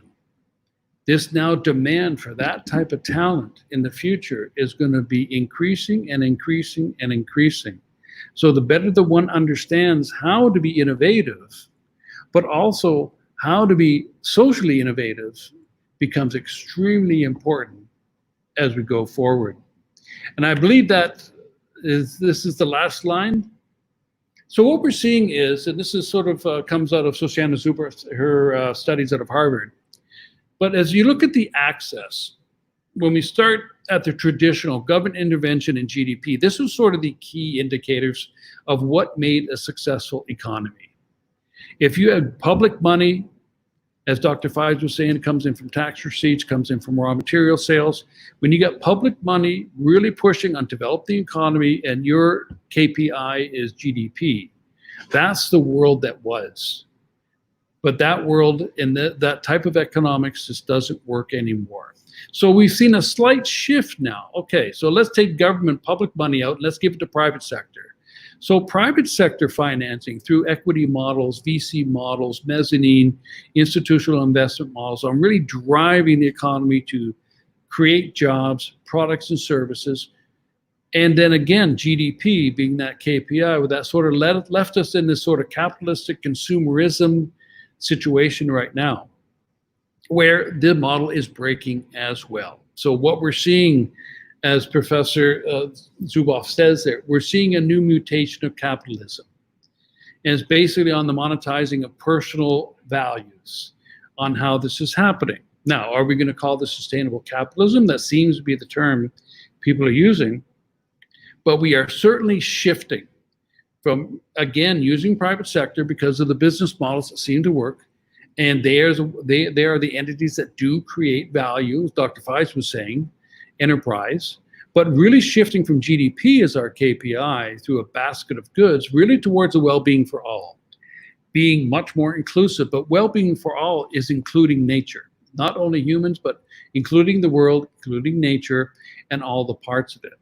And this is sort of this new era that we're moving to. These new economic models are coming up. And what we need to drive that really is social innovation. The ability, the skills, and the understanding to be innovative in a socially, environmentally, governance conscious way, whether it aligns with SDGs, whether it aligns with ESG, or some of the new terms that will come out over the next 10 or 15 years. It really is shifting in this direction. And that's where a lot of the skills are going to be in demand. And that's where I end my my rant. That's where I end my show. A lot of changes coming, so let's begin. And I'll hand over to Ronnie to pick it up. I will stop sharing my. There we go. I stopped sharing my slides, and I'll hand over to Ronnie. Sure. Nice. So thank you for your session, David. It's super informative, and I think we learn a lot on a lot of new technologies that can sort of like innovate something to serve the SDG or the project that we want to be. I got a few questions from the audience and also myself. Shall we start the first question? Sure. Okay. All right. As you two may know that innovation is context specific, right? It's quite difficult to generalize the innovation from different contexts. Say like, if you build some project in Bangkok, Thailand, you want to implement it to California, the state of America, then it will be tough to do that. All right. Is this generalization the true has anything to do with like social businesses or social innovation, or it's pretty much the same thing? I mean, innovation is local. There's no doubt about it. Innovation is local. But then when you talk about sustainability of innovation, we talk about social innovation. Social is also very local. And I think this is it's very good when you start to look at piloting, when you start to look at MVPs. I mean, how do you test your social innovation? Well, you test it locally. And how you adapt it and roll it out, well, then you got to contextualize all the way. But that's the same when you look at McDonald's, for example. You get McDonald's in the States, and they have the McDonald's menu. But you go to McDonald's in Japan, it's got the standard sort of McDonald's menu, but it's got a Japanese menu as well. Thailand's got a Thai menu as well. So localization is nothing different out of the business norm. It's just good business, I think. And I think when you look at social innovation, it's sort of the opposite, where it's not your end product that's being localized. It's actually how you're developing the innovation at the first point. I think that's where you have to localize. And then as you start to roll out, you'll find commonality geographically, socially. You'll find different sort of commonalities, and that's your bread and butter. But then you do start to tweak it to ensure that you're equitable. In a developing nation, being equitable is a lot different than in a developing nation. Right. An island nation, again, is a lot different than India or China because of the mass consumer and domestic model. So there's a lot of different ways. But localization, I think, is fairly normal across the board. Yeah, I agree with that. Also, in addition to that, I think I'd like to look at it, the generalization of innovation from the impact perspective. Now, if you look at the mobile phone, is it a social product? Maybe it wasn't devised as it was just a phone but it's grown to become an enormous high impact social product. Look at all the apps you use. Look at all the social media people use. Look at how even a wristwatch is now no longer, used because you've got it in your pocket. So you keep your timing, your calendar, your appointments, your messages, family photographs, scan of your passport, you name it. It's become a device that's transcended its initial desire. So the impact is another measure of how you generalize social impact. So if you took similar apps, forget the mobile phone because it's become the hub for all that. But there are a number of applications that are very specific. For instance, Alipay, take example. Is it a generalizable thing? No. But Alipay itself may be not as generalizable outside of China, or less so. But the fact that now apps are available to replace wallets is a very generalizable fact. So sometimes the product itself may not be a generalizable innovation, but the concept that drives the product innovation becomes very rapidly generalizable. We were looking at Bitcoins, as David was talking about digital money, digital transaction, fintech. Now, the products that we're creating might not be universally generalizable. But the core within that, the concept within that, is so adaptable that it becomes generalizable. So I think and I'd like to echo what David said in his presentation, enormously useful, is that innovation is what people are going to create in terms of concepts. And that innovation is impact innovation. So I'd like to look at innovation from what it can actually do to people's lives. So artificial intelligence, robotics, these things, we look at them as very distant concepts. Most of us don't realize that every time we Google search something, there's a whole engine behind it that's mapping our behaviors, even our next moves. And that is generalizable innovation. And once we get our hands into that, once we grasp the impact of those innovations, there's going to be a slew of other innovations that will be very localized, but again, very generalizable. I see. Then if you dig further on those, like, enterprise driven sustainable development projects, I mean, I think most of us are familiar with the term CSR, right, in corporate, that they're trying to do is and do something nice to the society, give it back to the societies, right? Well, I mean, if you can, before we arguably can mention that the CSR project or the sustainable development project might not be financially friendly compared to others, like technologicals and I don't know, the purposes driven projects, right? And also most of the huge corporate, they doing those projects, I think for the sake of not like to give it back to the society directly, but they probably do it for complying with the JSI, stuff.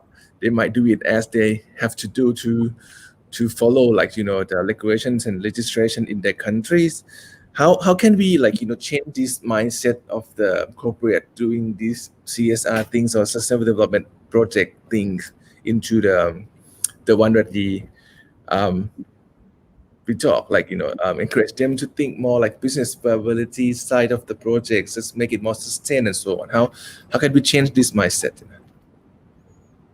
Maybe I could go first on this one. Sure. It's important also to perhaps take a step back and see where CSRs come from, right?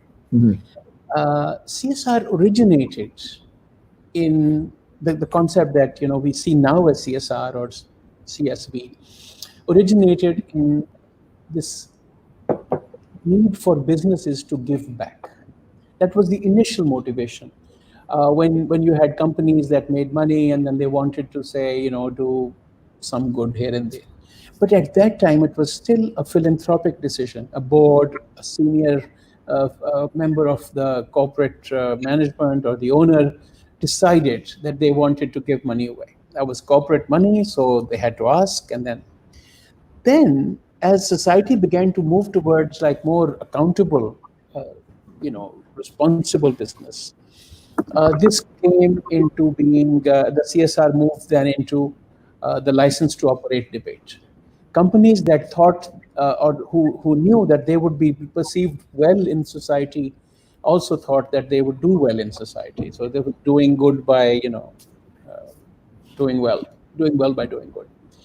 Then when the demand raised itself higher, you had all these codes coming in, these various kinds of standards coming in. The GRI came in, SA 8000, the ILO was, the various ILO conventions were codified into voluntary codes, and then of course the Global Compact. So the third wave, as they call it, became a compliance character. So from philanthropy to license to operate to compliance. And then, of course, when everybody got on the bandwagon, differentiation again became an issue.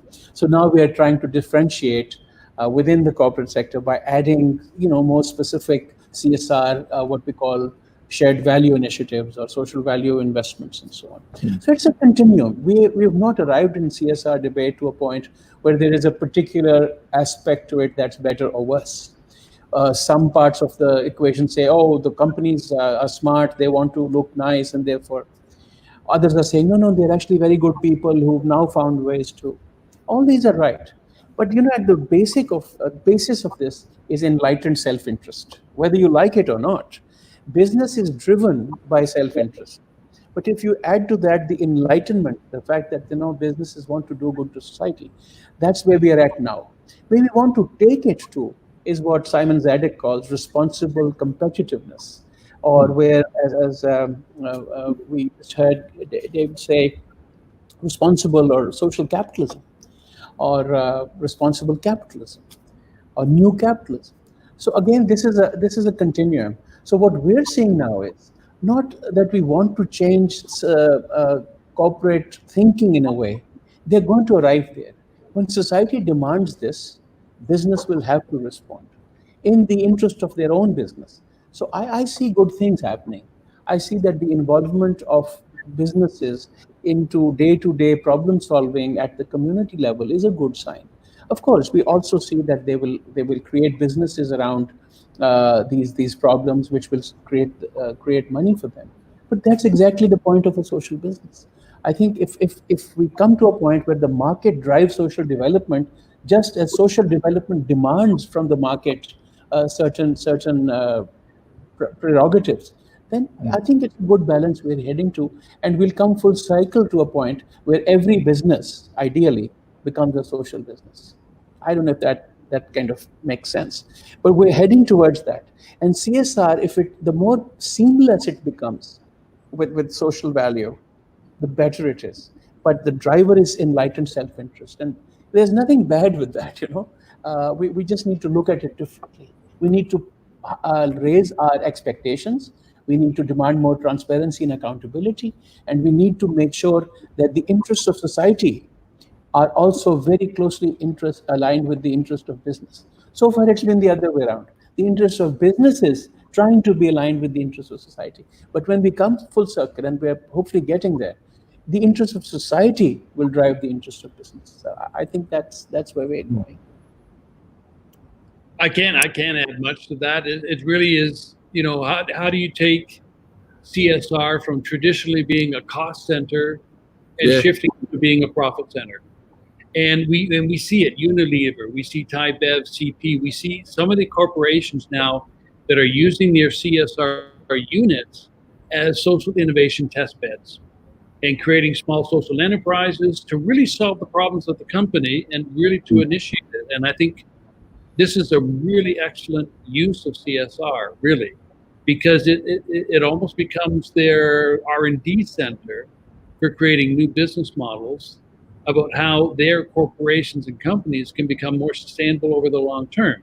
And it also develops skills. So they take some of their staff into their CSR units, but their CSR units are allowed to work with their product developers, for example, or they're allowed to work with their marketing teams, or even their supply chain. And I think this is a perfect example, as Dr. Fies was saying. Right. Just to further elaborate on the same topics, right? I mean, in terms of corporate, should they do it should they invent doing social innovation internally, or should they explore opportunity with other startups externally? I mean, which one is more feasible? I'll take that one. I mean, it's a combination of the both. I mean, you've got companies that have very large R&D units, right? So you got the pharmaceutical industry, for example. They have very large R&D budgets. You've got the automotive industry, very large R&D budgets. So they can probably afford to hire the skill sets of social innovation into their teams and shift over. But when you really look at it, I mean, the backbone of most economies are SMEs.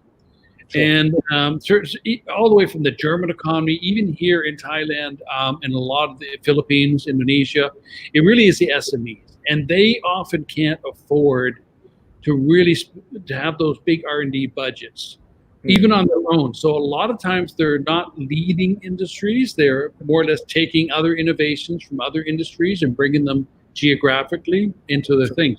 So I think where they is they're going to do outsourcing, and if they outsource to universities, for example, or research institutes, like here, the Near Future Lab, stuff like that, Right. or they outsource to more civic institutions that are looking at social business, like the Unicenters or like other institutions like that. I think that's where they're going to get more bang for their buck. And it's probably a very wise decision to do it that way. I mean, the big corporates, they can afford to go to McKinsey, BCG. They got Right. the big budgets if they want strategic innovation, and they have their own R&D teams. But I think universities in the future are going to become a test bed for this type of innovation because they have the skill and the manpower. It costs, but it's not crazy priced, like Sure. a McKinsey or like the big management consulting companies, and it's localized. So you have diversity in your student groups. You have diversity not only in gender, but also in social classes, also geographically, internationals with locals. You have that diversity. So you can get a very good product, I think, out of academic institutions, for example. Right. Agree, absolutely. The other thing is that the innovation we're talking about, whether it comes at the university level or at these large R&D directions with their CSR people, what we're noticing is that this is one part of the picture, and this is the more visible part. So you've got these competitions, you've got venture capital, uh, so, hackathons and so on, and that's very important. But this is capturing a market which is highly high tech, which is consumer driven, which basically is what you might say the center stage of the social innovation discussion. A lot of smaller things are also happening. I'll give you the example of the Bangladesh, the Nobin program. Nobin means new. Nobin program in Bangladesh. What the Unicenter, for instance, one of the examples, is doing is that every month they train between 1 and 3,000 young people who come up with ideas that they think could create a business. But then the Unicenter takes them in, mentors are provided, and that business idea is then grown into a business. Now, these are not high-tech businesses. These are normally not businesses that you might find in, say, a major Asian competition. These are little programs, like somebody wants to create a cell phone charging business, somebody's trying to do a clean water business, somebody's trying to do a battery or a car mechanic business. These are also very important, and these are hugely empowering for the people who go into them. And for us, this is also a variety of social innovation and R&D, because it's creating a very localized, small, self-sustaining business for populations in Bangladesh, for instance, or Nepal, or Kenya, or East Timor, or Colombia, where very local small businesses are getting exactly the same treatment that a university incubator or a corporate R&D would get, except that the product that they're creating is very local, sometimes very low tech or very pro-poor tech, and but equally relevant at the impact level. So I just wanted to complete the picture that we've normally come to see in Thailand, which is, of course, or Singapore, or some of the, or India, where the blend that we see is mostly tech driven, knowledge driven, STEM driven. But then there's also some low tech stuff happening that's also very interesting, and that is no less socially innovative, because the level at which that particular society is responds to a very different kind of innovation. Sure. I mean, the reason I ask is that, as David might know, I'm the open innovation guy. So what I believe is that I think the whole things might not be sort of like centralized to the corporate itself. I mean, we have to do it as ecosystem based. So we all have the same goal, we share the same stuff, and then we sort of like co-create, co-evolve together. I think that's good things. Just to dig further on Dr. Fayaz's answers, right? I mean, I've been incubating, I think, a lot of startups and innovative projects, and I can see that, I mean, the success rates of social business or social enterprise or social innovation, it's sort of like, it used to be highly rely on donations. rely on government subsidies. All right, that's probably somehow make the level of sustainability of those social innovation projects less than the normal innovation project. Any recommend for the guys who are still doing social enterprise or social innovation on how to survive these highly competitive worlds and without any like donations and subsidiaries? It's such a wonderful question because this is what's bothered me for a while. Hmm. uh, the industry, this whole social innovation industry, if you may call it, has now veered into this uh, phase where the only way you think social innovation can happen is if somebody has some venture funds or capital to invest into your great idea, and then that's success. And I've seen a number of young people, because all of us end up in judging some of these contests and so on. And I've run into teams of young people who win a number of contests, but they actually never start a business. So what's happened is that because our incentives have shifted, incentive is not a business success. Incentive is not a career. Incentive is not a livelihood at its very basic. Incentive is winning a contest. And then some of these young people do actually invest their winnings into a business, especially when they're put into an accelerator program or something, and they do make a success of it. But a lot of them don't. For them, it's just the thrill of the competition. But let this happen. I think it's a very healthy trend, and I think that it gets young people to uh, come to this very interesting, exciting, adrenaline driven environment, and export some great ideas. But what's actually also happening again is that some of these innovations are repetitive also. You see a lot of the similar ideas coming up in various competitions, and there's a lot of copycatting happening. Okay, I'm happy with that because it gets the juices flowing. But one thing that I'd like to see is people not being helped with this. They're just being given exposure to the market, given time to groom themselves, and then enter the market as new entrants. I'm reminded of the original Ashoka Fellows program. Mr. Drayton did a great job by creating the Ashoka Fellows. Now, these guys basically got subsistence for a period of time, which was basically the opportunity cost, or the fellowship would provide somebody with just enough to keep going economically while they let their business idea germinate, and then they would be on their own. I thought that was a great idea. Similar thing is being done now in the UNIS Nobin program. Nobody is guaranteeing any successes. Nobody is guaranteeing market skews, that subsidies or market support mechanisms that create favorable market conditions for people. It's just business. And so to me, we need to also encourage this parallel, more grassroots, more bootstrap movement, where nobody is guaranteed success. Nobody carries a trophy home and then puts it on a shelf and then goes off to the next competition. For me, social innovation and business, or social business, when they come together, are drivers of livelihoods. And so I think we do also need to encourage an environment where we say, okay, we'll groom you, we'll teach you or skill you, whatever, but you need to cope with your own failure. And one thing that most businesses are aware of, more grassroots businessmen or women are aware of, is the high rate of failure. 90% failing in the first 18 months. And if they've been there for 4 years or more, then they can call themselves a business. Otherwise, they're a startup. But the artificial environment that we create somehow conveniently forgets to mention this high failure rate.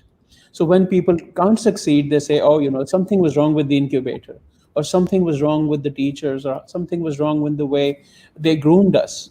What they actually also must remember is the market is the ultimate decider of whether a business succeeds or fails.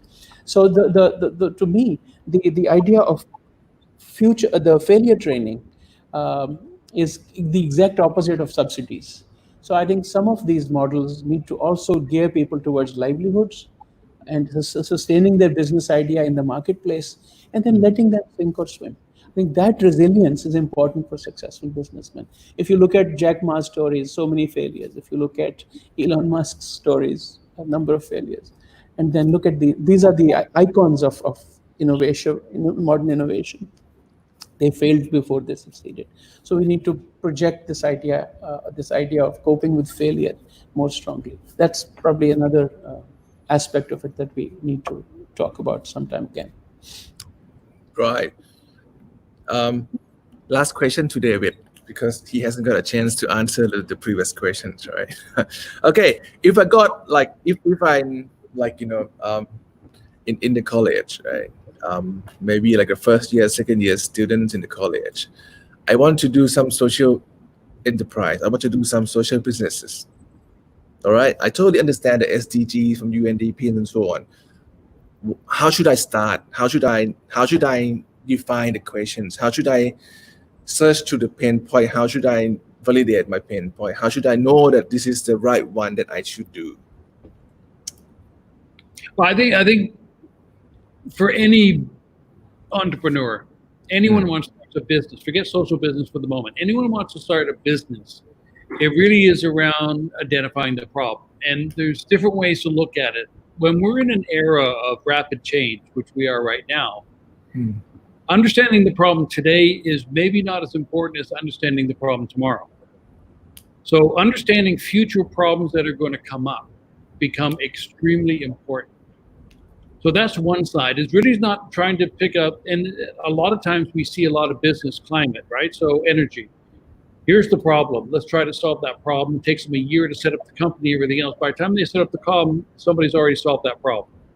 So you've got to get ahead of the problem. You've got to sort of understand where the problems are going to occur in the next, let's say, 2, 3, 4, 5 years.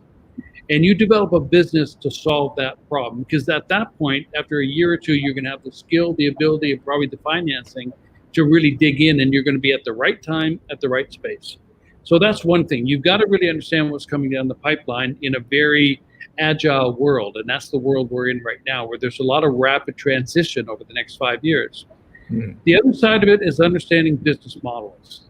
Because even as a social enterprise, if we want maximum impact, you're going to have to get maximum exposure. So the more that you can grow your business, the more you can grow your impact. And so, and certainly from an investor standpoint, investors will not invest if you don't have a scalable model. So, and we take this from two sides. There's going to be social businesses that solve a very localized problem, and that's good, right? You've got a lot of mom and pop shops on the corner that are supplying a community. They don't want to grow. They don't want to be multinationals. They don't want to go to other countries. They supply a service. That's good. And there's a lot of social problems that you can't wrap around a business model. There's just no way to do it. So this is charity, and this is where a lot of the grant money goes towards. But when you have a social problem that could be solved with a sellable product or service, and that's great, you can do it that way. But social innovation is not only about creating brand new companies too. So if you're working within a company right now, or if you want to work within a certain industry, if you don't have that founder inside you or that entrepreneur behind you, if you're working for a company, you could look at greening the supply chain. You could look at maybe within the organization hiring disabled, deaf, blind, people in wheelchairs, getting more diversity in your staff. Even on your logistics, how can you create much better logistics? Or how can you get out to serve those people that normally would not be served, at the last mile in different villages, different geographies? So there's a lot of ways where you can take innovation and social, put it together. But if I was a student, I'd want the skill to see what's coming down the pipeline, what the influence on technology, what the new types of social behaviors, what the new type of policy will be enacted over the next 5-10 years. And then I'd want to understand how business models scale. There's multiple different business models, but how they actually scale and which business model is best adapted to what the problem is I'm trying to solve. Those are probably the two sides of the equation that as a student you'd want to know. Since I know I was not asked, but allow me No, to please. say that the best place to start is to start the lemonade stand. I mean, the only way you can learn business is by actually learning business. So you need to get these young guys into actual business ideas that they can implement while they're studying, and it doesn't have to be very innovative or tech or very high end. Understanding the nuts and bolts of business is a prerequisite. So you ask, where do we all start? I think as for students, I'd recommend we start with actually getting them into a business situation where they learn how business is run at a very low level. And this could be even within campus. Trading stuff, the value exchange mechanism needs to be understood. So if we can start with that, some of them will excel in certain elements. Some will brainstorm extremely well. Some will fix the numbers very well. Some will figure out the trade equivalences and so on. Some will just support each other in any of these. So then that's where you identify roles, where the strengths lie, and that's how business teams form.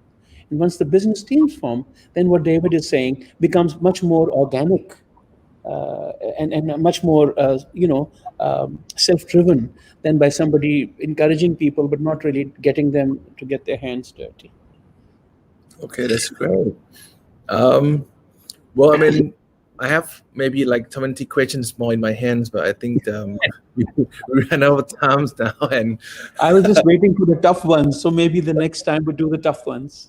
certainly we can do that. Just before you guys leave, please, thank you to both David and Dr. Fayaz for their terms and fruitful contents and information that they both share to us. I mean, sustainable development is not like an ad hoc project or just one time, like 2 months project. It's been there, and to me, it's always be there. It's all the time, So I mean, just before we left, right? I have something that I really want to share to you. To all of you. We are actually the School of Integrated Innovation in Chulalongkorn University, together with SDGX, David Calipos, and the UNUS Foundation by Dr. Fayaz, and also UNDPs. We are actually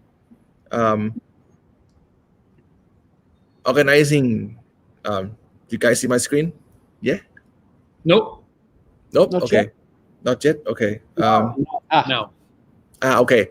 It's super match to this webinar. So we are seeking for like a cool ideas, a great prototype, sustainable development related projects, on this engaging our future innovation challenge for sustainable society.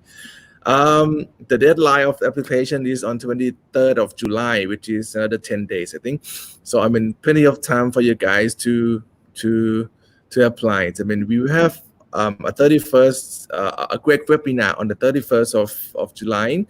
And I think David, SDGX and UNUS Foundation, along with UNDP, are also part of the teams, and they will be your mentors, your coach, and also your judge. The first prize is $10,000, so it's not it's something, and the competition is open. For students who register or enroll either undergraduate or postgraduate in the university globally. All right, so don't miss out a good competitions and a chance to somehow execute your project into a real platform. All right. Last but not least, thank you, David. Thank you, Dr. Fayaz. And I really hope you guys enjoy the webinars, and hopefully we'll see you guys soon. Thank you very much. It was a pleasure. Thanks, David. All right. Thanks. Thanks Okay. as well.